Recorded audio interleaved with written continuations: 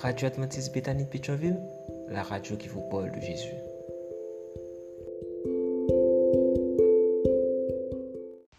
La vigile matinale provient de l'œuvre de Monica Diaz, Méditation quotidienne au féminin. La méditation de ce matin, aujourd'hui, 12 juin 2024, est tirée de Proverbe 15, verset 26.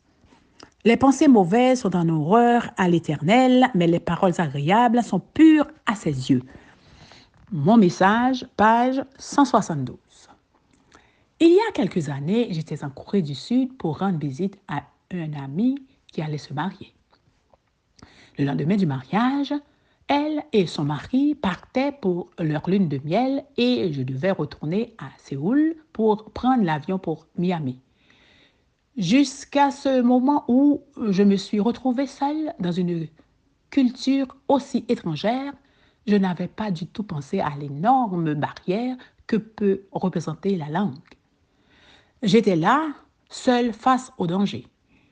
Le premier danger était un bus sans numéro. Enfin, il en avait un, mais en coréen. Le deuxième danger était de m'assurer que le chauffeur faisait un arrêt à l'aéroport afin que je puisse descendre et appeler un taxi pour me rendre à mon hôtel. Bien que tout ait semblé en ordre, car mes amis m'avaient littéralement laissé sur mon siège. J'ai passé le voyage à me lever toutes les 5 minutes pour demander au chauffeur de me dire quand j'arriverais à l'aéroport. Comme si je n'étais pas capable de reconnaître un aéroport. Et comme s'il allait comprendre un mot de ce que je disais, que ce soit en espagnol ou en anglais. Jamais auparavant, je ne m'étais sentie aussi perdue, aussi impuissante, aussi incapable.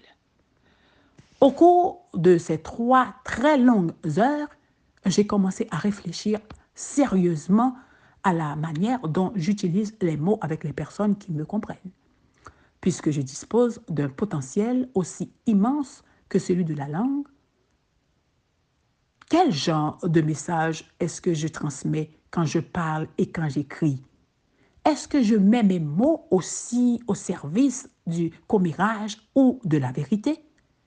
Est-ce que je les utilise pour déformer la réalité ou pour lui donner un sens? Est-ce que je défends ou accuse les autres par ce que je dis ou quand je choisis de me taire? Est-ce que je soumets mon vocabulaire à la censure d'une conscience à l'écoute de l'Évangile? Et ce qui est encore plus essentiel, y a-t-il une cohérence entre le message que je donne avec mes mots et le message que je donne avec ma vie? Après tout, comme le disait Gang Hill, ma vie est mon message. Et oui, certaines personnes peuvent ne pas être en mesure de comprendre une explication, aussi longue soit-elle, mais elles peuvent certainement comprendre un regard, un sourire, une attitude serviable, une main tendue. Ces symboles ne permettent peut-être pas de savoir quel bus se rend à l'aéroport, mais ils permettent d'entrer en contact avec les personnes qui occupent les autres sièges. Amen.